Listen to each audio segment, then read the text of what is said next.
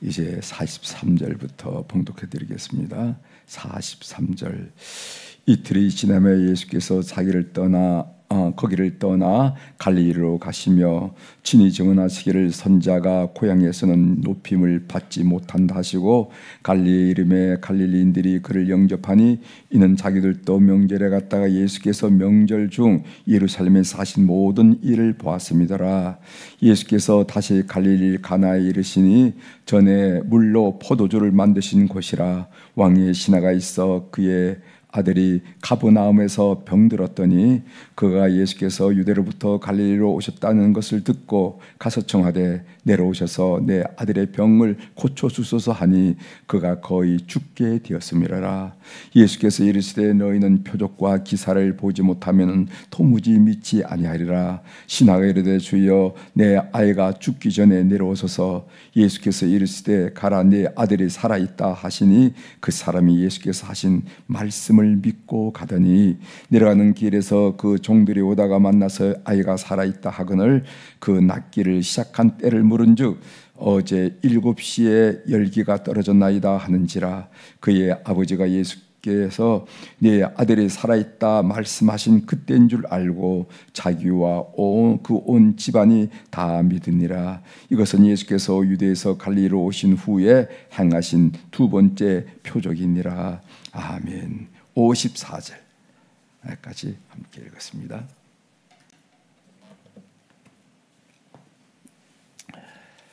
오늘 우리가 읽은 우리 본문 말씀 요한복음 4장 43절부터 마지막 절 54절에 있는 말씀을 중심으로 주제를 믿음의 뿌리를 기적이 아닌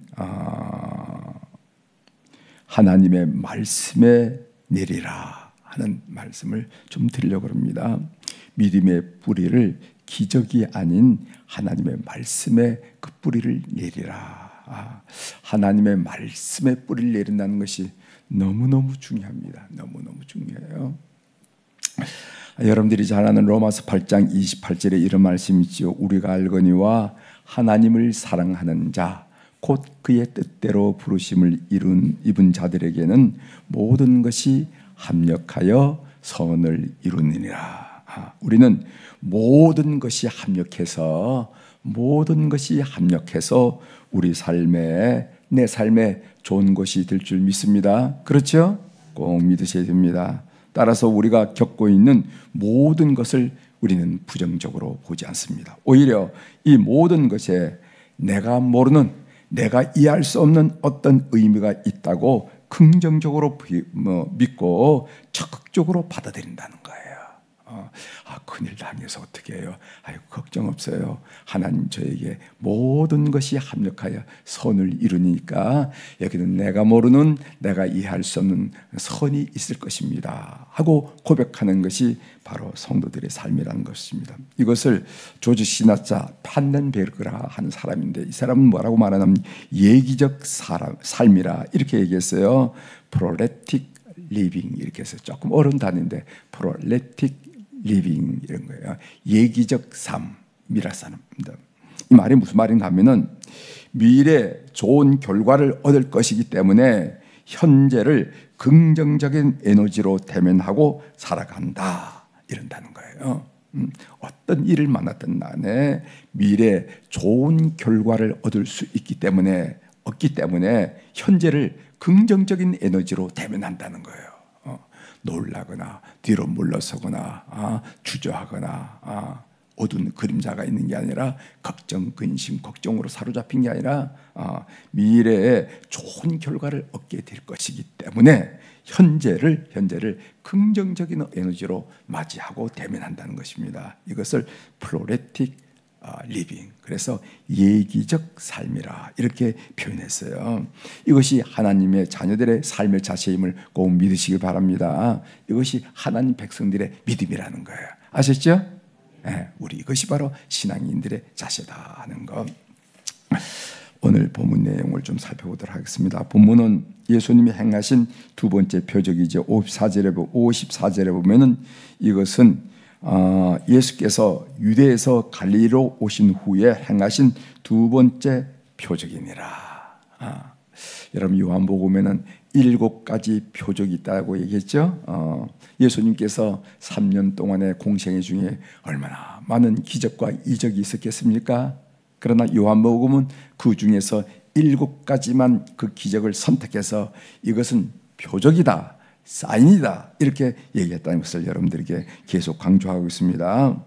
표적이라는 것은 예수님은 누구신가라는 질문에 답을 주기 위해서 이적을 선택해서 얘기한 것을 보고 표적이라 이렇게 했어요. 사도 요한이 그 많은 사건 중에서 이 사건들을 기록한 것은 예수님께서 하나님의 아들 메시아 있음을 확증하는 사건으로 소개했기 때문에 그렇습니다. 그래서 우리는 그것을 표적이라 이렇게 말한다는 겁니다. 여러분 첫 번째 표적이 무엇인지 아시죠? 가나의 표적, 가나에서 물을 포도주로 만든 표적을 우리가 첫 번째 표적인데, 이 표적을 통해서 제자들이 예수님을 믿게 되었더라 이렇게 고백하고 있어요. 제가 그 부분을 한번 읽어드리겠습니다. 요한복음 2장 11절입니다.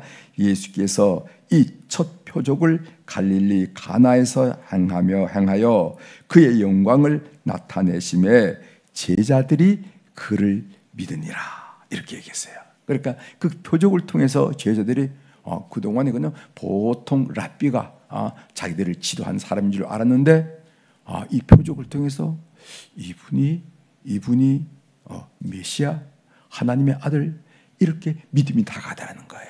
그래서 제자들이 예수님을 믿으니라. 그리고 오늘 이 두 번째 표적이 뭐냐면 왕의 신하의 아들을 고친 사건인데, 이 사건을 통해서 왕의 신하와 온 문중, 온 집안이 예수님을 믿었더라 이렇게 표현하고 있습니다.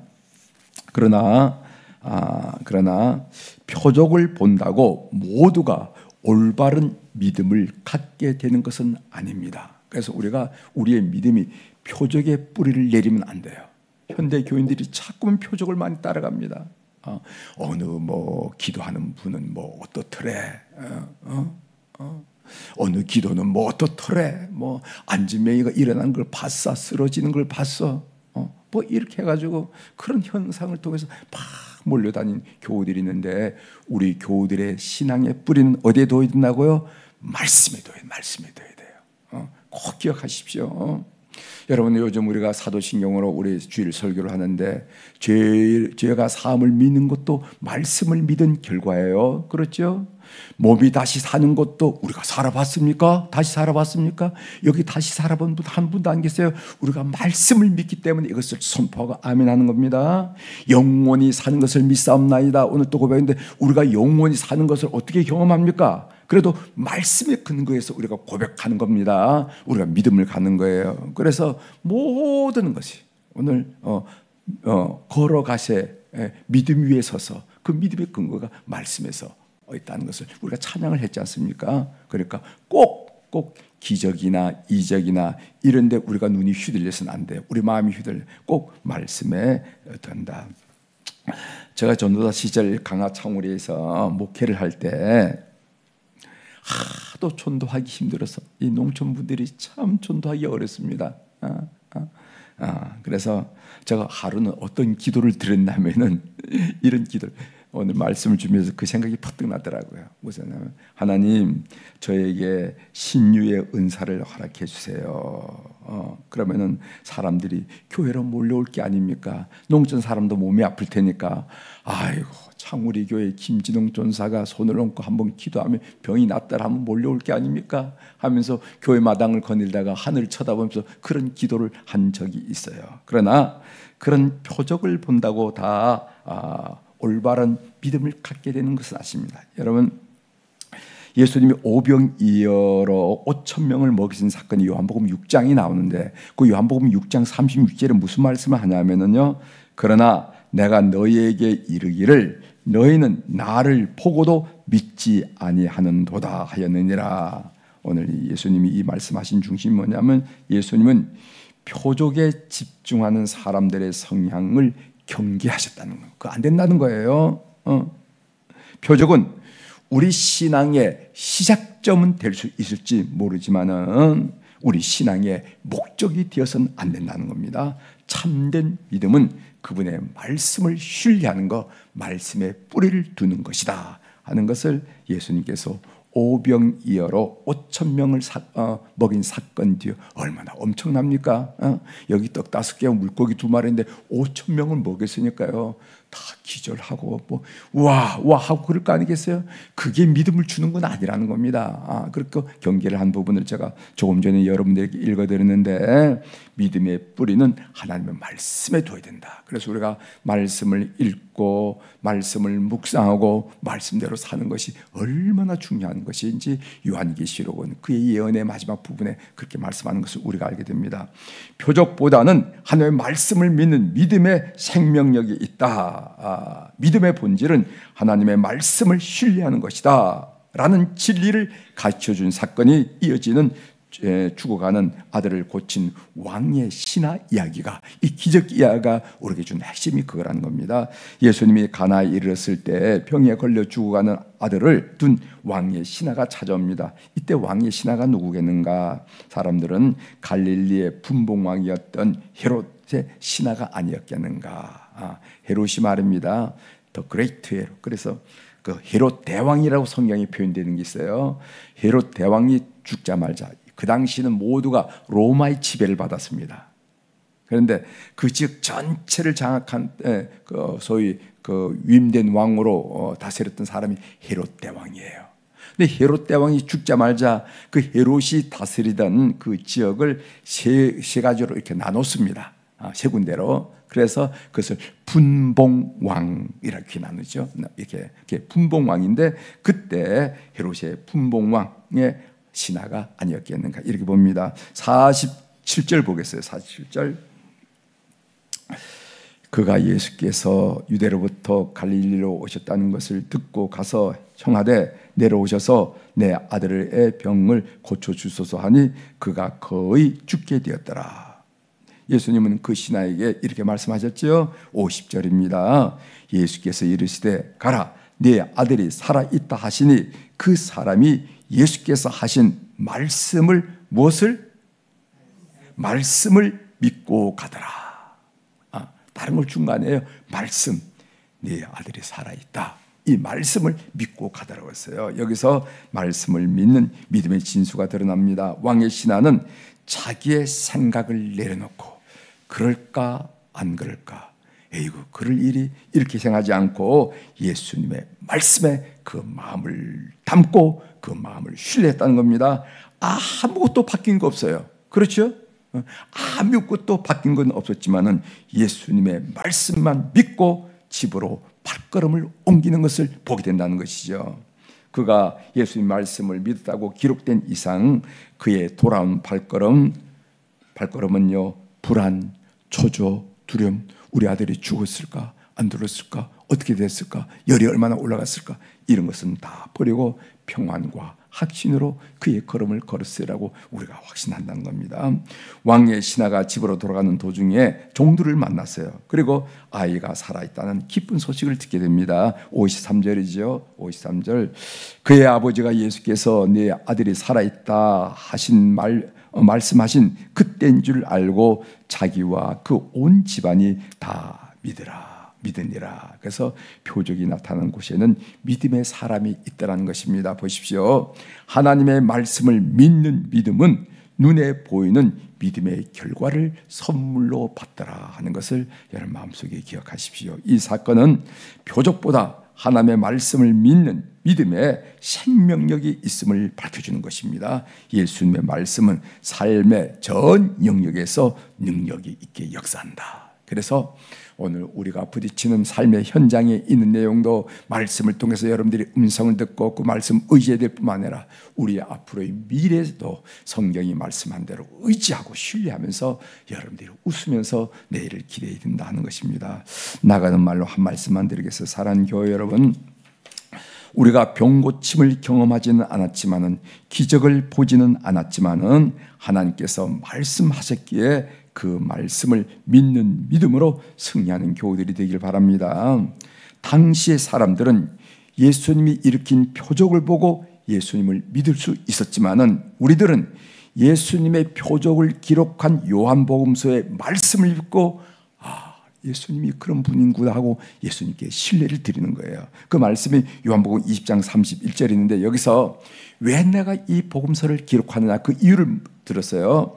오직 이것을 기록함은 너희로 예수께서 하나님의 아들 그리스도이심을 믿게 하려 함이요 또 너희로 그 이름을 힘입어 생명을 얻게 하려 함이라, 이렇게 얘기했어요.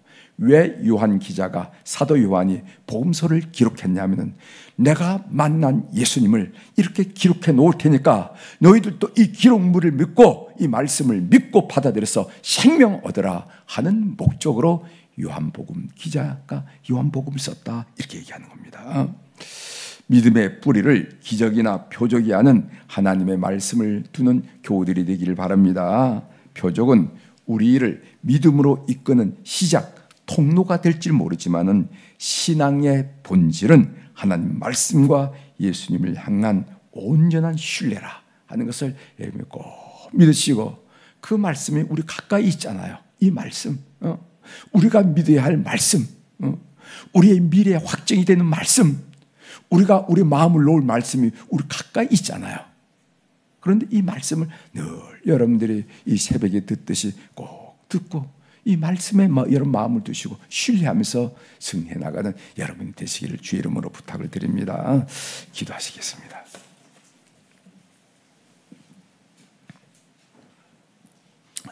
하나님 아버지, 왕의 신하의 아들의 병을 고친 사건을 통해서 우리들에게 보여주신 그 귀한 의미를 우리가 다시 한번 새길 수 있도록 도와주시오니 감사를 드립니다.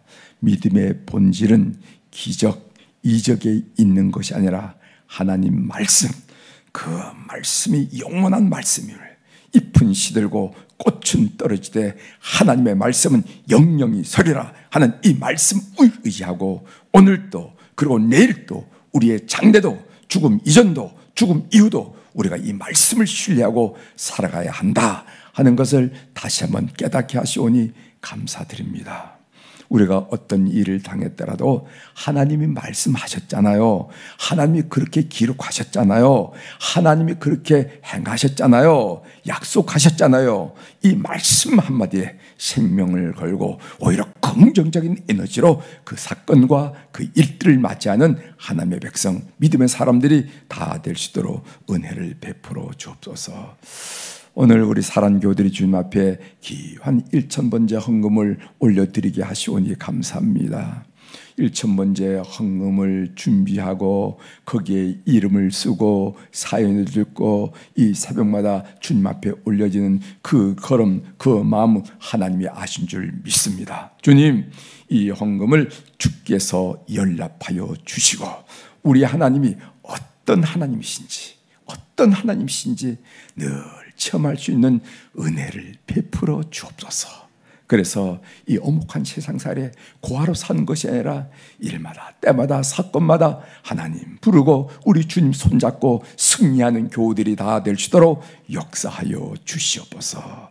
하나님, 오늘 우리 화요일날 우리 안나 여선교회 어른들과 모세 남선교회 어른들을 기억하면서 그분들을 중심으로 하는 우리 모든 어른들을 기억하면서 축복하며 기도하게 하시오니 감사를 드립니다. 주님, 우리가 황혼역에 서쪽 하늘이 더 황홀하고 아름답다는 그 노을이 펼쳐진 것을 보면서 가던 걸음을 멈추고 운전하던 운전을 멈추면서 아름답다고 우리가 찬탄한 경우가 있는데 우리 교회 모든 어른들이 그런 삶을 살 수 있도록 도와주시옵소서. 우리 어머니의 삶, 우리 아버지의 삶, 우리 할머니의 삶, 우리 할아버지의 삶이 어쩌면 저렇게 아름다울 수가 있을까? 라고 격려와 도전과 그리고 또 자극이 될 수 있도록 어른들의 삶을 축복하여 주옵소서. 영육간에 강건하게 하시고 특별히 그들의 자녀들 속에 믿음의 아름다운 열매를 포기하여 주셔서 하나님께 영광을 올려드리며 미래의 소망으로 가득 찬 어른들의 삶이 되도록 역사하여 주시옵소서. 오늘 또 하늘의 주권과 땅의 주권을 가진 우리 주님의 권세 있는 이름으로 이 새벽에 선포합니다.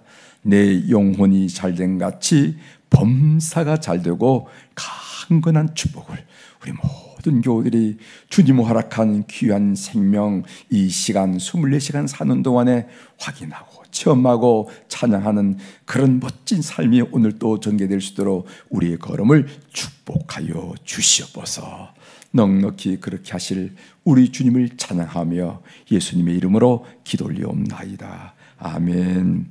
하늘에 계신 우리 아버지여, 이름이 거룩히 여김을 받으시오며 나라가 임하시오며 뜻이 하늘에서 이루어진 것 같이 땅에서도 이루어지이다. 오늘 우리에게 일용할 양식을 주시옵고 우리가 우리에게 죄 지은 자를 사하여 준 것 같이 우리 죄를 사하여 주시옵고 우리를 시험에 들게 하지 마시옵고 다만 악에서 구하시옵소서.